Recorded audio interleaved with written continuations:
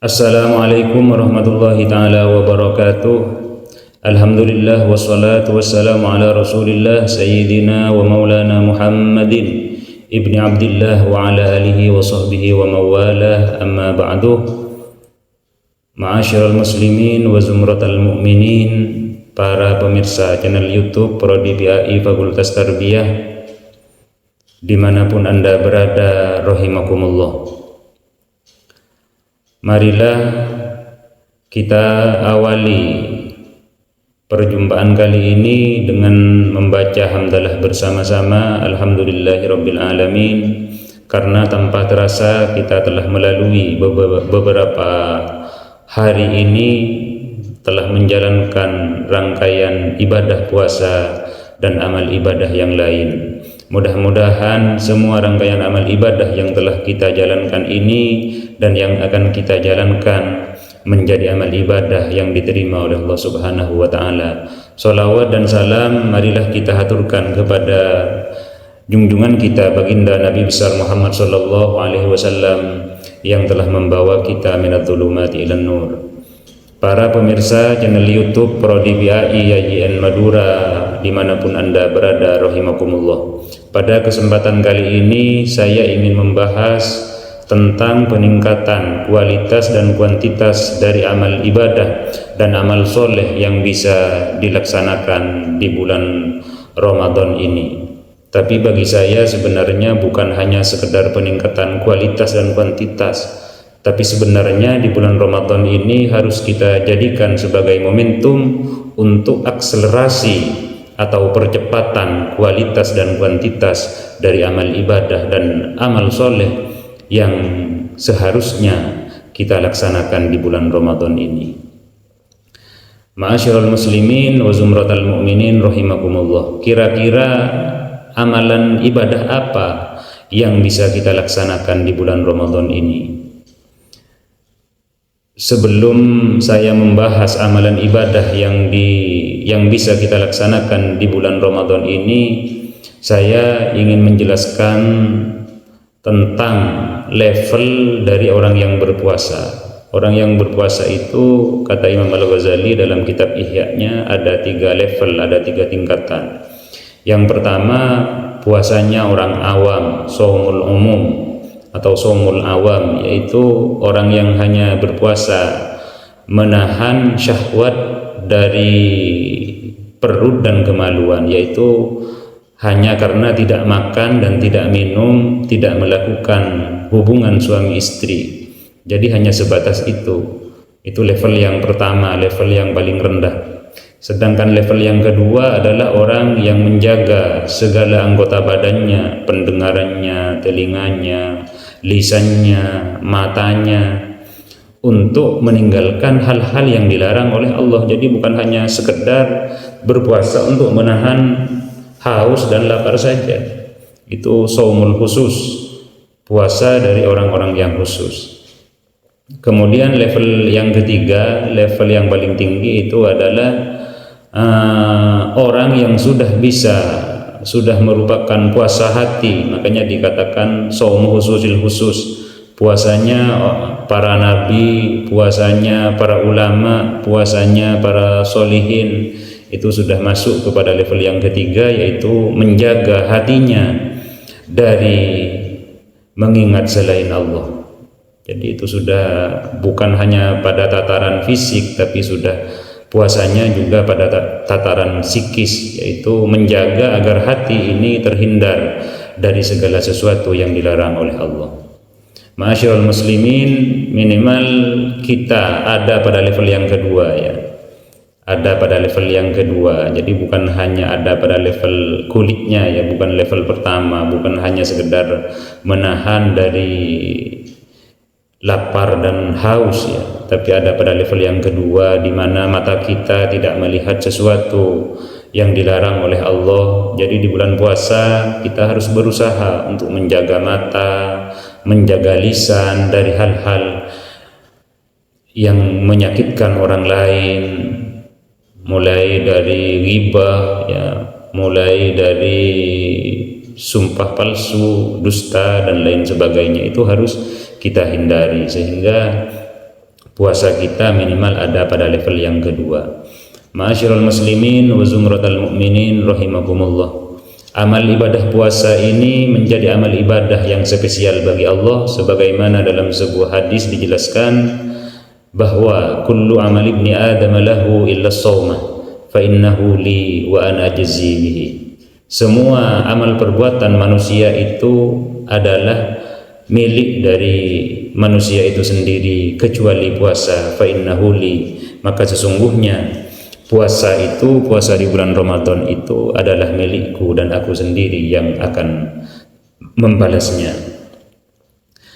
Dalam hadis ini Al-Ghazali juga memberikan komentar kenapa bulan Ramadan itu menjadi spesial sehingga harus Allah sendiri yang membalas pahalanya bagi orang yang berpuasa. Kok tidak sama seperti sholat, membayar zakat, kegiatan belajar mengajar dan lain sebagainya, kok tidak sama pahalanya? Karena kata Al-Ghazali, alasannya ada dua hal. Yang pertama, di dalam puasa itu, ibadah puasa itu laisa bimasyhadin indan nas, tidak bisa tampak, tidak bisa dinilai oleh manusia. Jadi yang bisa menilai puasa yang di dalamnya terdapat kafun wa tarkun, pencegahan dan menghindari dari segala sesuatu yang bisa membatalkan puasa itu hanya antara orang yang berpuasa dengan Allah Subhanahu wa taala.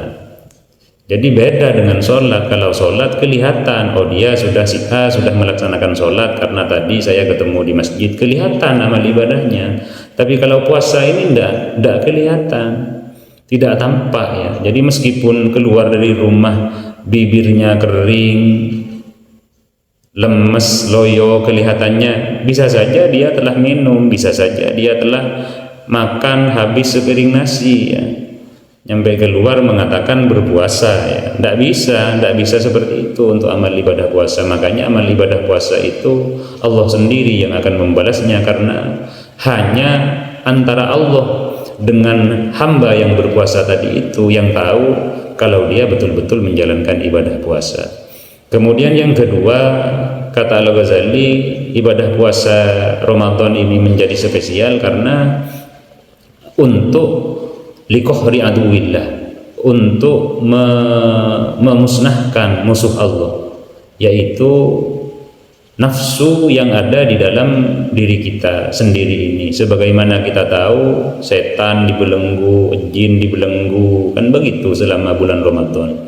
Tapi tidak untuk nafsu kita. Jadi karena di dalam bulan Ramadan itu ada ibadah yang mana kita harus menjaga nafsu ini, menjaga syahwatnya, menjaga keinginan mulut untuk makan, untuk minum, menjaga nafsu kemaluan untuk melakukan hubungan suami istri di siang bulan Ramadan. Jadi nafsu yang harus kita perangi.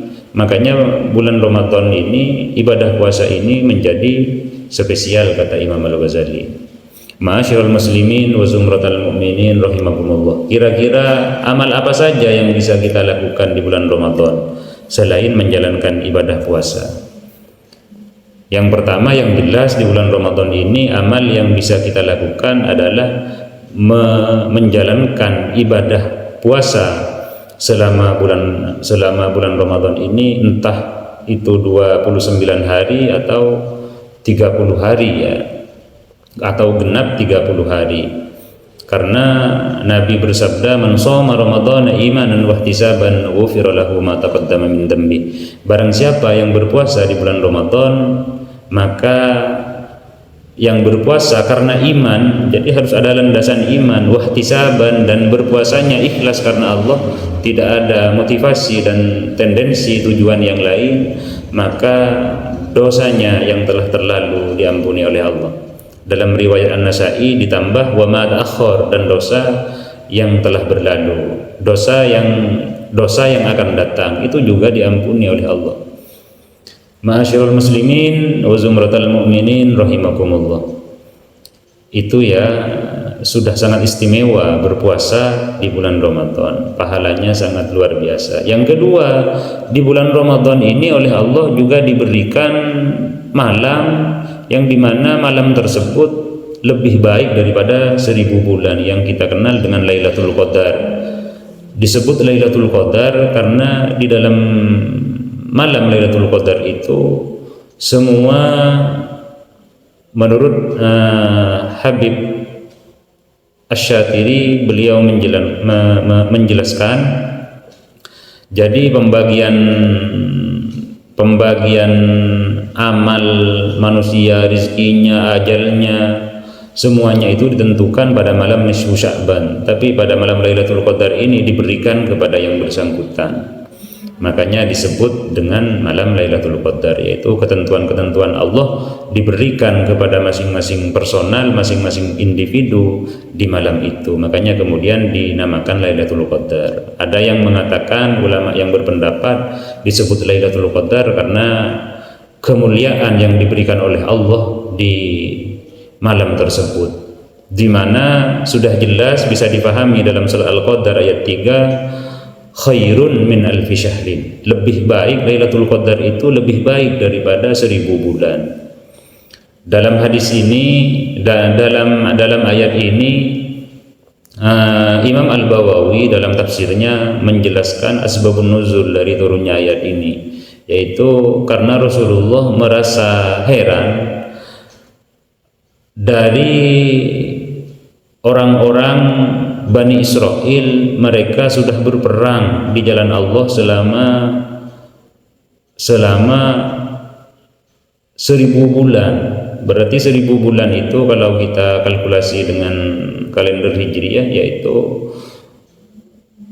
selama 83 tahun 4 bulan. Dan umur-umur umat sebelum umat Nabi Muhammad ini memang panjang-panjang, sehingga Nabi pada waktu itu memohon kepada Allah, ya Allah, umur umatku ini hanya sekitar antara 60 hingga 70 tahun. Setelah itu dia meninggal. Terus amal ibadah apa yang sekiranya bisa menyamai dari umat-umat sebelumku yang ribuan tahun, yang jelas secara kualitas dan kuantitas amal ibadah dan amal soleh yang mereka lakukan lebih banyak dari umatku. Makanya oleh Allah kemudian untuk umat Nabi Muhammad ini hingga hari kiamat diberikan yang namanya malam Lailatul Qadar, di mana orang yang beribadah atau beramal soleh di malam itu dia sama seperti pahala orang yang beribadah selama 83 tahun 4 bulan. Artinya kalau seumpama ada seorang laki-laki yang sekarang berumur 45 tahun, katakanlah dia menginjak baliغ berumur 15 tahun, maka 30 tahun berarti dia nututi malam Lailatul Qadar. Itu sudah sangat jauh daripada amal ibadah yang diraih daripada umat-umat sebelumnya yang berumur 1000 tahun. Jadi kita tinggal mengkalkulasi, tinggal menghitung 83 tahun 4 bulan dikali 30 tahun itu sama seperti beribadah 2502 tahun. Jadi meskipun umur umat Nabi Muhammad itu hanya sekitar 60 dan 70 tahun, kita tinggal mengkalkulasi saja ibadah dari umat-umat sebelumnya itu kalah kepada umat Nabi Muhammad. Alhamdulillahirabbil alamin. Ma'asyiral muslimin, kita dijadikan sebagai umat Muhammad yang oleh Allah dispesialkan di bulan Ramadan ini mendapatkan malam Lailatul Qadar. Asalkan ya bukan hanya masuk Lailatul Qadar, karena Lailatul Qadar ini dalam beberapa sabda Nabi dijelaskan yaitu pada 10 malam terakhir, mulai dari khususnya malam yang ganjil-ganjil, malam 21, 23, 25, 27, 29, karena di kalangan para ulama termasuk Imam Syafi'i yang berkomentar pada malam 21 dan imam-imam yang lain itu mengharapkan bulan Ramadan ini terjatuh pada Ashrul Awakhir itu berdasarkan sabda Nabi. Terus bagaimana cara kita menghidupkan malam Lailatul Qadar? Yaitu tadi, kalau Sa'id bin Musayyab di sini mengatakan orang yang melaksanakan sholat maghrib dan sholat isya secara berjamaah maka dia telah dikatakan nututi Lailatul Qadar, apalagi masih kita isi dengan sholat tarawih, dengan sholat tahajud, dengan sholat witir, sholat sunnah yang lain, dan melaksanakan tadarus Al-Quran. Itu pahalanya luar biasa ya, karena waktunya sampai pada malam itu sampai matla'il fajr, sampai terbitnya fajar. Jadi kita jangan sia-siakan waktu itu, khususnya pada malam terakhir. Jadi ini sekedar pesan dari saya, karena biasanya di 10 terakhir itu kita sibuk untuk menyiapkan baju lebaran, menyiapkan pakaian yang akan dipakai pada lebaran, makanan, camilan, dan lain sebagainya. Kita sudah sibuk untuk mempersiapkan itu. Sebaiknya untuk bulan Ramadan berikutnya kita rubah, kita siapkan sebelum Ramadan, sehingga di 10 terakhir Ramadan kita bisa menyibukkan dengan meningkatkan, bahkan kata saya tadi, mempercepat amal soleh kita dan amal ibadah kita, baik secara kualitas dan kuantitas, dengan cara meraih Lailatul Qadar. Itu amalan yang kedua selain berpuasa. Kemudian kita bisa membaca Al-Quran, tadarus Al-Quran, membaca Al-Quran, karena secara khusus untuk puasa Ramadan dan Al-Quran ini, berdasarkan sabda Nabi, itu kelak di hari kiamat bisa memberikan syafaat bagi kita. Ini dalam sebuah hadis Nabi dijelaskan bahwa An Abdullah bin Amrin anna Rasulullah sallallahu alaihi wasallam qala as-siyam wal Qur'anu yashfi'ani. Puasa dan Al-Qur'an itu bisa memberikan syafaat. Kelak puasa itu akan berkata, "Ya Rabb, jangan siksa orang ini, jangan azab orang ini oleh Engkau." Jadi meskipun dalam alam kubur bisa memberikan pembelaan, termasuk di akhirat, kepada kita, asalkan kita menjalankan ibadah puasa sesuai dengan syarat dan rukunnya. Puasa itu akan membela, memberikan syafaat kepada kita. Ya Rabb, mana tuhu at-ta'ama wasyahawat bin nahar. Saya telah, kata puasa, saya telah melarang orang yang berpuasa itu untuk makan dan melayani syahwatnya di siang hari bulan Ramadan karena dia berpuasa menjalankan saya sebagai amal ibadah. Itu kata puasa. Kemudian Al-Quran juga berdalih, ya Rabb, saya melarangnya untuk tidur meskipun dia ngantuk, meskipun dia capek berpuasa, meskipun dia pada malam hari, pada tengah malam, dia masih gemar membacaku dengan penuh semangat. Maka Al-Quran akan berdalih seperti itu. Jadi tadarus Al-Quran sesibuk apapun, katakanlah meskipun kita bekerja di kantor, belajar, setidaknya meluangkan waktu walaupun hanya 5 sampai 10 menit untuk menjalankan, untuk membaca Al-Quran ini. Karena di bulan Ramadan itu, kata Rasul, dilipat gandakan. Perbuatan sunnah sama seperti perbuatan fardu. Perbuatan fardu dilipat gandakan menjadi 70 kali. Ya, tinggal mengkalkulasi kita betapa besar pahalanya di bulan Ramadan ini. Sangat rugi apabila bulan Ramadan ini disia-siakan untuk menambah amal ibadah bagi kita sekalian. Makanya dalam sebuah hadis Rasul menjelaskan, celaka bagi orang yang nututi bulan Ramadan tapi setelah Ramadan selesai dosanya masih belum terampuni. Na'udzubillahi min dzalik. Mudah-mudahan kita senantiasa bisa menghidupkan Ramadan ini dengan rangkaian amal ibadah yang banyak dan lain sebagainya.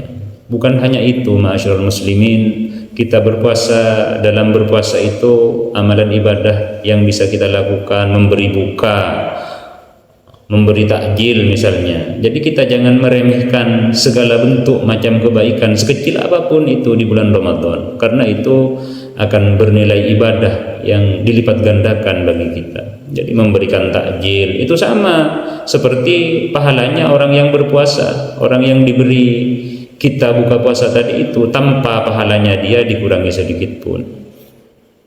Satu orang, kalau 2 orang, tinggal mengkalkulasi. Makanya bulan Ramadan itu momentum akselerasi, bukan hanya peningkatan, tapi akselerasi kualitas dan kuantitas amal ibadah kita, sehingga bisa melambung tinggi mengalahkan amal ibadah dari umat-umat sebelumnya yang umurnya ribuan tahun, bahkan ada yang 1000 tahun dan lain sebagainya. Ma'asyiral muslimin wa zumratal mu'minin rahimakumullah. Selain itu termasuk juga sholat tarawih, itu bisa kita lakukan. Sholat tarawih itu bisa kita lakukan setiap malam. Makanya Lailatul Qadar tadi disembunyikan oleh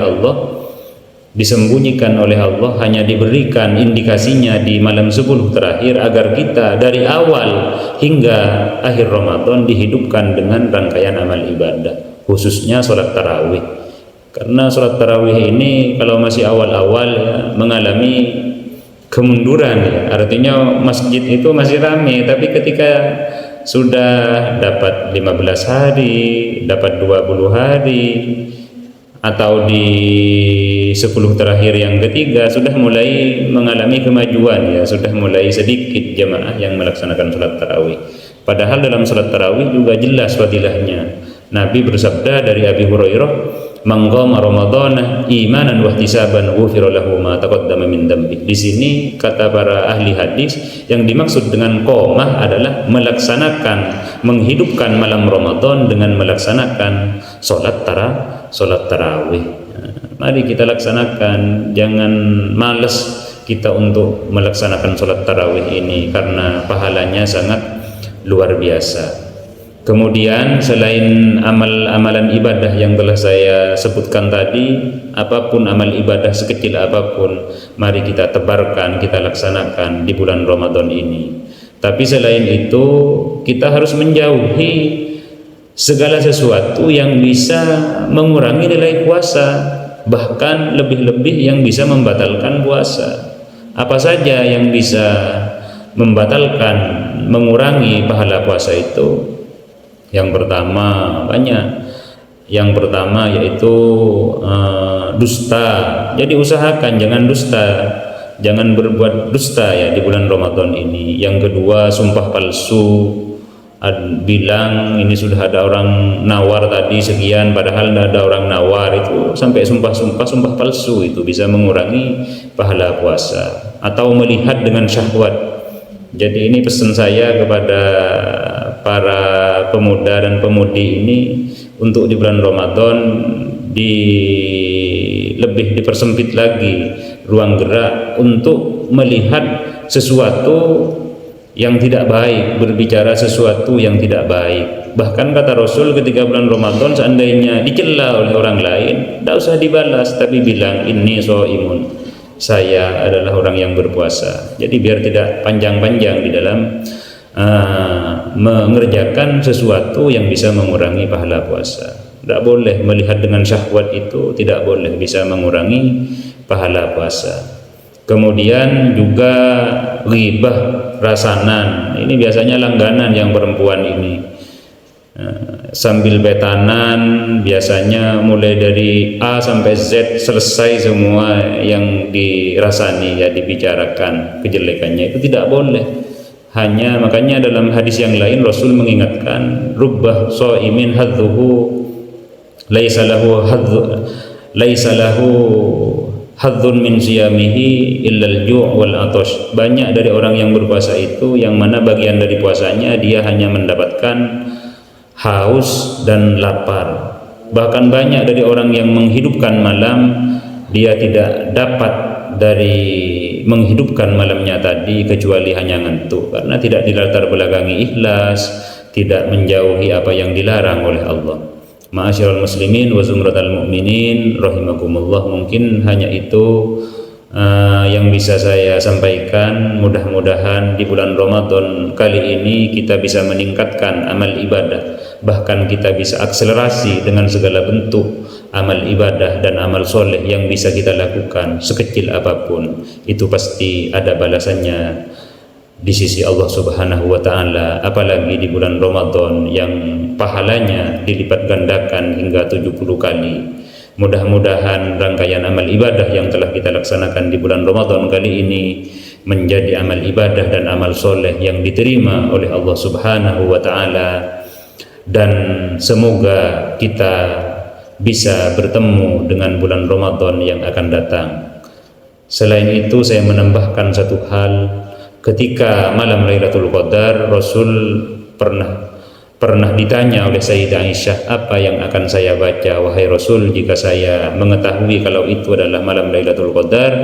Maka Rasul menjawab, quli Allahumma innaka afuwwun karim tuhibbul afwa fa'fu anna. Perbanyaklah kita berzikir dengan bacaan ini, dengan diisi iktikaf dan amal ibadah yang lain. Jangan terpesona untuk mempersiapkan perlengkapan hari raya Idul Adha, tapi kita tingkatkan amal ibadah di malam 10 terakhir untuk bisa menggapai malam Lailatul Qadar. Mudah-mudahan yang saya sampaikan ini bisa bermanfaat. Mohon maaf atas segala kekurangan. Akhirul kalam, waffaqanallahu lima yuhibbuhu wa yarda. Assalamualaikum warahmatullahi taala wabarakatuh.